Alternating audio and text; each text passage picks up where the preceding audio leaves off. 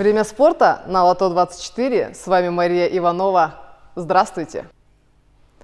Международная академия дзюдо в Кыргызской республике получила официальный статус региональной академии дзюдо в Средней Азии от Международной федерации дзюдо. Президент Федерации дзюдо Кыргызстана Жолдошбек Кольбаев назначен директором региональной академии Международной федерации дзюдо IJF в Кыргызской республике и в Центральной Азии. Отмечу, что таких академий в мире всего 6, и одна из них теперь в Кыргызстане.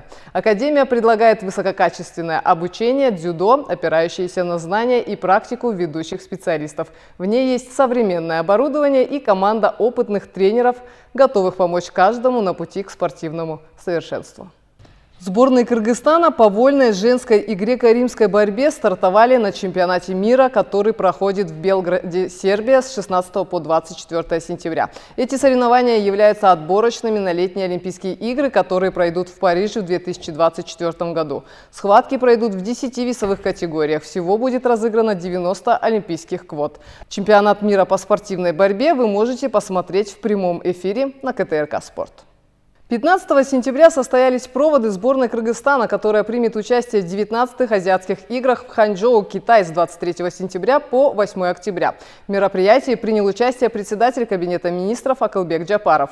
Он пожелал спортсменам успехов на международной арене, удачи, а также подчеркнул, что по решению главы государства Садыра Джапарова развитие спорта – один из главных приоритетов государственной политики. И конкретные шаги в этом направлении уже предпринимаются. Всего в азиатских играх примут участие спортсмены из более чем 40 стран. Кыргызстан представят 230 человек. Это спортсмены, тренеры, медицинский персонал, кураторы и представители пресс-службы. Всего в программу азиатских игр включены 42 вида спорта. Кыргызстанские спортсмены примут участие в 23 из них, таких как бокс, плавание, стрелковый спорт, стрельба из лука, дзюдо, тяжелая и легкая атлетика, карате, женская вольная и греко-римская борьба, фехтование, гребля на байдарках и каноэ, современная пятиборье, тэквондо, ВТ, триатлон, борьба, шахматы ушу-саньшоу, джиу-джитсу, художественная гимнастика, киберспорт в 3 дисциплинах, баскетбол, волейбол и футбол.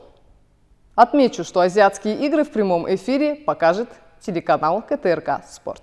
В ночь с 16 на 17 сентября в Лас-Вегасе, США, состоялся турнир по смешанным единоборствам UFC Fight Night 227. В главном бою экс-чемпионка в женском на легчайшем весе до 57 килограммов кыргызстанка Валентина Шевченко провела реванш с нынешней чемпионкой мексиканкой Алексой Грассо. Поединок продлился все 5 раундов и завершился в ничью. Таким образом, мексиканка сохранила чемпионский пояс UFC. Напомню, первая встреча бойцов состоялась в марте 2023 года на турнире UFC 285. Тогда Шевченко уступила удушающим приемам в 4-м раунде и прервала серию из 9 побед, 7 из которых были одержаны в титульных поединках.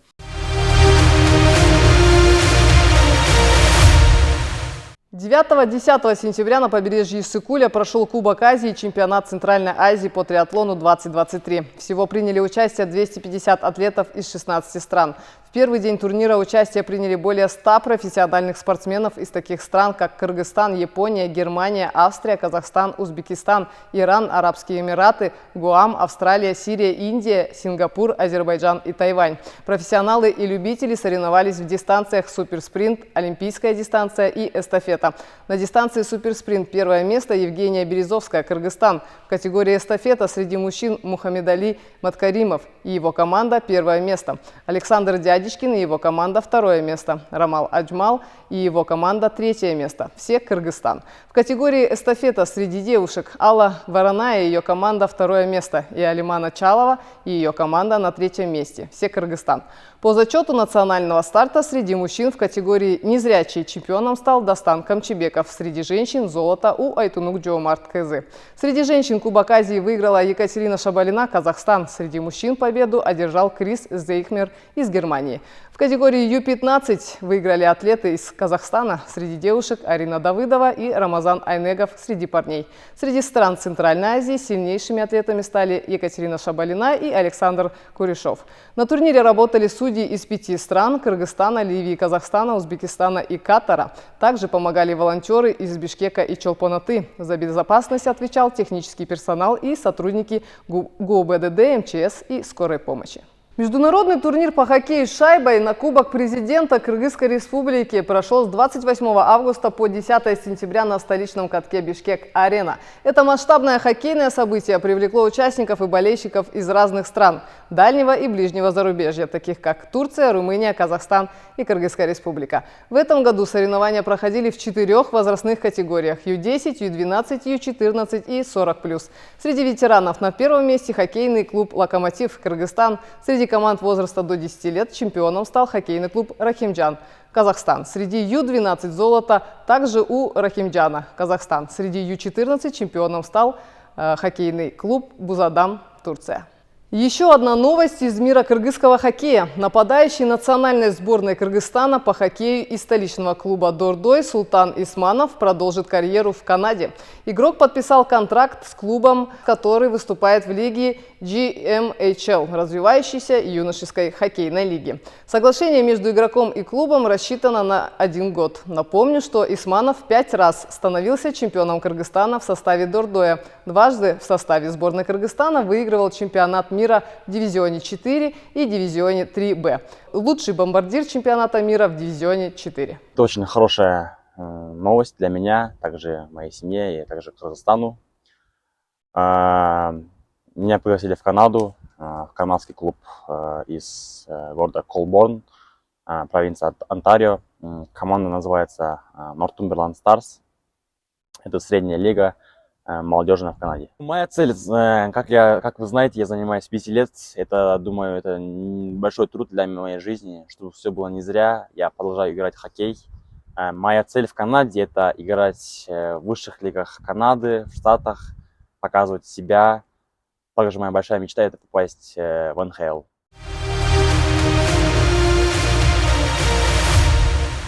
Впервые в истории кыргызстанец Нарынбек Насыров пробежал ультрамарафон на дистанцию 171 километр вокруг высшей точки Альп-Монблан через 3 страны – Францию, Италию и Швейцарию. Кыргызстанцу и ныне жителю Швейцарии Нарынбеку Насырову удалось пробежать сложнейшую в мире трассу быстрее, чем за 40 часов. Набор высоты при беге был более 10 тысяч метров. Самая престижная в мире трейл-гонка УТМБ, где собираются лучшие атлеты всего мира, проходит каждый год в городе Шамани, Франция. Попасть туда непросто, так как надо набрать минимум баллов, выступить на нескольких забегах, улучшить время и пройти лотерею. Всего участвовало около 10 тысяч бегунов из 118 стран мира. На дистанции Насырова было 2300 участников. Надеюсь, что в один день мы сможем организовать такую масштабную гонку, как ЮТМБ у нас в Кыргызстане. И я верю, я уверен, что этот день скоро наступит. Я думаю, что осуществил свою мечту. Все. И мне было безумно приятно быть первым кыргызстанцем и первым из всего Центральноазиатского региона, который смог участвовать в такой престижной гонке. И это было для меня честью выступать за наш Кыргызстан. Аллах, Кыргызстан! С 8 по 11 сентября в городе Хива, Узбекистан, прошел чемпионат мира по гиревому спорту среди профессионалов, любителей и ветеранов. Турнир собрал более 500 участников из 21 страны. От Кыргызстана в категории любителей приняли участие 4 гиревика. В весовой категории 78 килограммов в дисциплине толчок гири серебряную медаль завоевал Руслан Тагиров. В весовой категории свыше 95 килограммов в дисциплине толчок длинным циклом бронзовая медаль досталась Исламу Нарынбекову. Кыргызстанцы завоевали 26 медалей на чемпионате мира по масс-рестлингу в Узбекистане. Чемпионат мира проводился в рамках первого международного фестиваля этноспорта. 6-10 сентября в комплексе Ичан-Кала города Хива среди спортсменов в категории мужчин и женщин, юношей и девушек, а также 40+ из 16 стран. По итогам турнира в копилке команды Кыргызстана 4 золотых, 10 серебряных и 12 бронзовых наград. Чемпионами мира стали Сауле Игизбаева, Рамина Кочкунбаева, Кымбат Нурджанова и Эльдос Айтбаев.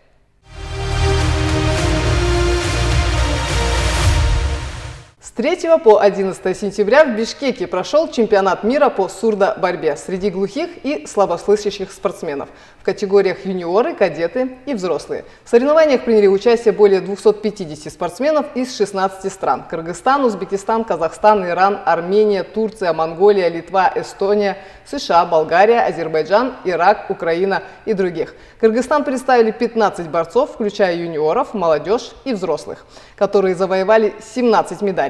7 золотых, 3 серебряных и 7 бронзовых наград.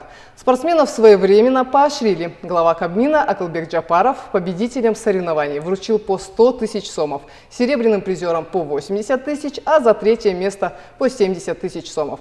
И сегодня в гостях передачи «Время спорта» Арам Акопян, президент Сурдолимпийского комитета Кыргызской Республики, и Айдин Укенов, специалист отдела спорта высших достижений Департамента физической культуры и спорта при Министерстве культуры, информации, спорта и молодежной политики Кыргызстана.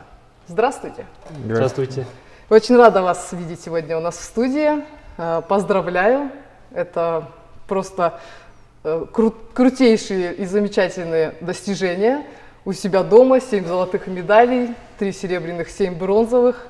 Поздравляю. И начнем, наверное, с того, что как вообще удалось добиться того, что первый чемпионат мира среди сурдоборцов проходил в Бишкеке, в Кыргызстане. Здравствуйте, уважаемые телезрители, уважаемые любители спорта. Начнем с того, что в марте месяце 2023 года в Бишкеке во дворце спорта имени Хабаула Ходжамкул мы провели Азиатско-Тихоокеанский чемпионат по греко-римской вольной борьбе, по тайквондо и дзюдо. И технический директор Международного сурдолимпийского комитета очень высоко оценил проведение данного турнира. И после этого они нам предложили провести с 2 по 12 сентября 2023 года чемпионат мира. Это 7-й среди взрослых и 5-й среди юниоров и кадетов. Ну, вот так началась история проведения чемпионата мира. Ну, путь, насколько я знаю, начался еще с 2008 года, да, когда вы стали проявляться, когда сурдолимпийскую медаль завоевали. Вот расскажите, Арал, поподробнее об этом пути до масштабного такого турнира в нашей стране. Здравствуйте. Я начал заниматься спортом на борьбу, пришел 12 лет. При Советском Союзе я ушатывал, боролся, среди нормальных случаев. 17 лет выполнил мастер спорта Советского Союза. После развала Союза я ушел в большого спорта, начал заниматься бизнесом. Но 2007 года я встретился с сборной командой Казахстана на Иссыкуле, борцы. Я узнал, что там проводится чемпионат мира среди глухих. Вот этого момента я начал связаться с Международный комитет глухих, чтобы можно включить наш Кыргызстан, участвовать на борьбу. Они приняли нас. В 2008 году впервые история я один поехал на чемпионат мира среди глухих. Да, единственное спортсмен. Там я взял бронзу, это уже у меня уже возраст, уже не молодой. После этого все документы включили на Международный олимпийский комитет. Я стал открывать Федерацию спорта глухих. В 2009 году был тогда Олимпийские игры в Тайпей. Я там участвовал, стал бронзовым медалью. После этого начал потихоньку набирать группу со школьников, со студентов. И набрали группу. И потихоньку вот так подняли до этого времени. Впервые история чемпионат мира в Киргизии взяли золотые медали. Бронза, серебро. Да, сейчас имена фамилии наших чемпионов на слуху, да, и хочется немножечко поговорить о тех, кто был за кулисами, да. Это те люди, которые организовывали, которые следили за контролем проведения, за таймингом, чтобы все было вовремя, за логистикой и так далее. Один, расскажите о технических моментах чемпионата мира, сколько людей было задействовано, как создавалась безопасность турнира и так далее. Это такой очень интересный момент. Многие люди видят только поверхностную картину, но есть и те герои, которые остаются за кадром. Вот, согласно проекту распоряжения Кабинета министров, мы начали готовиться. В подготовке были задействованы все министерства и ведомства Кыргызской Республики. Также вот, спонсирование это было от местного бюджета мэрии города Бишкек, совместно с Сурдолимпийским комитетом, Министерство культуры, информации, спорта и молодежной политики. Мы совместно вот организовали этот турнир. Здесь были задействованы волонтеры. Сейчас без них, мне кажется, вообще никуда, да? Да. Хочу выразить им огромную благодарность. И хотел бы отметить министерства, которые внесли большой вклад в организацию турнира. Это Министерство чрезвычайных ситуаций Кыргызской Республики. Они на протяжении 10 дней дежурили с утра до вечера, следили за пожарной безопасностью. Также Министерство здравоохранения Кыргызской Республики. Они предоставили нам бригаду скорой помощи в течение 10 дней и 2 травматолога. Они дежурили на ковре, оказывали первую помощь. Также Министерство внутренних дел Кыргызской Республики, они, получается, в день 4 раза сопровождали наших спортсменов от отеля до Дворца спорта, от Дворца спорта до отеля, а также 40 бойцов полка специального назначения Министерства внутренних дел. Они вот 10 дней следили за безопасностью на место проведения турнира. И, в общем, на проведение были задействованы 120 человек. Это и звукачи, это и ведущие. И такой интересный момент, особенность проведения сурдо-турниров, они же слабослышащие и глухие, многие не слышат. И идет сурдоперевод. И такой интересный момент, здесь есть язык жестов СНГ и международный язык жестов. Когда наш ведущий озвучивал на русском, на кыргызском языке, наш переводчик, который переводил, сурдопереводчик, который знал вот международный язык, он переводил на международный язык. И под LED-экрану их показывали, когда были объявления, приглашения на ковер. Ну, если вот посчитать все технических персоналов, составило 120 человек, организаторов. И отдельно им спасибо. Да, хочу выразить огромную благодарность. Здорово. Арам, около 300 спортсменов, глухих и слабослышащих вообще в Кыргызстане по разным видам спорта. Расскажите, по каким и как вообще развивается, в принципе, ваша деятельность? В 2008 году начал борьба, потом потихоньку подключили дзюдо, потом тайквондо, легкая атлетика, настольный теннис и волейбол, футбол. Сейчас в данный момент у нас уже около 150 профессиональных спортсменов, то есть это борьба, дзюдо. Я вижу, вот легкая атлетика, армрестлинг, да. Еще есть шахматы обязательно. Шахматы, да, вот, которые выезжают на высоком уровне соревнования. Ну и есть республиканцы, любительцы, вот так. В общем, развиваемся потихоньку. Хорошо. Провели чемпионат мира. Куда теперь стремимся? Вот именно касаемо сурдолимпийского движения.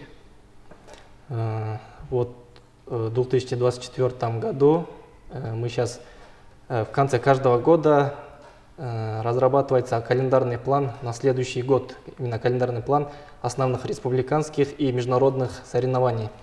Вот на данный момент совместно с Сурдолимпийским комитетом Кыргызской Республики мы согласовываем проведение чемпионата мира по тайквондо в марте месяце в Кыргызстане, а также в 2025 году чемпионат Азии по футзалу. Но это сейчас рассматривается. Ну, у нас на территории пока что такие планы, а вот в следующем году наши спортсмены примут участие на чемпионате мира, который пройдет в Армении. А в 2025 году это Сурдолимпийские игры, проводятся раз в 4 года. Прошлый проводился в Бразилии в 2021 году. где наши спортсмены тоже показывали очень хорошие результаты. И мы вот сейчас поэтапно вот чемпионат мира мы провели в следующем году, будут участвовать на чемпионате мира в Армении, потом будут еще азиатские игры в Иране.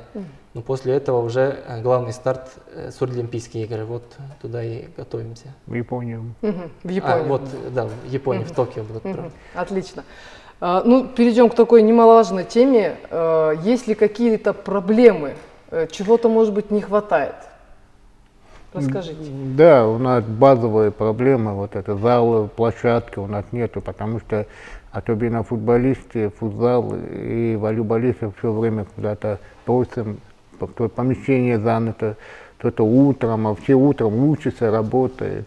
Ну, мы находимся, стараемся, было бы хорошо собственный зал там где-нибудь выделить. Вот. А у юдаистов находится академия, но все равно там очень много людей, надо как-то тренерам, чтобы работать.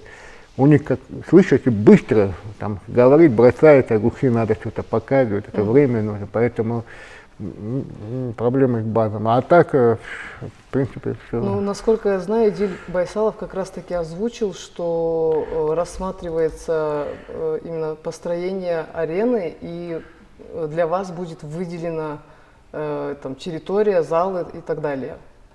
Да. Есть такое в планах у правительства, а значит... Ну, еще было бы хорошо стипендия, разовая премия, чтобы внимание чтобы наравне со слышащими Олимпии. Да. И к этому уровню как раз-таки сейчас и стремится дай наше Бог, государство. Акюбек Гапаров пообещал, нас поможет, думаю, надеемся, утвердится законом. Вот, хочу дополнить, у нас есть положение о стипендии выдающимся ведущим спортсменам Кыргызской Республики. Там были предусмотрены вот пункты, по которым наши сурдолимпийские спортсмены могут получать стипендии. И сейчас на данный момент идет вот, внесение изменения в положение, где будут рассматриваться вот, приравнение вот, сурдолимпийских спортсменов, вот, результатов вот, показанных на чемпионатах мира, сурдолимпийских играх, вот, по паралимпийским и по олимпийским видам спорта, чтобы все были на равных. И единовременное вознаграждение, они тоже, вот сейчас мы внесли в кабинет министров, там рассматривается, чтобы были вот там суммы равны вот, по олимпийским и паралимпийским видам спорта. Круто, большая мотивация, замечательно, желаю вам успехов, желаю того, чтобы все, что сказано и обещано, действительно случилось. А вам, не переставая тренироваться и достигать высоких вершин. А я напоминаю вам, дорогие телезрители, что в гостях передачи «Время спорта» был председатель Сурдолимпийского комитета Кыргызской Республики Арам Акопян и представитель департамента спорта и физической культуры Айдин Укенов. Спасибо большое. Вам спасибо.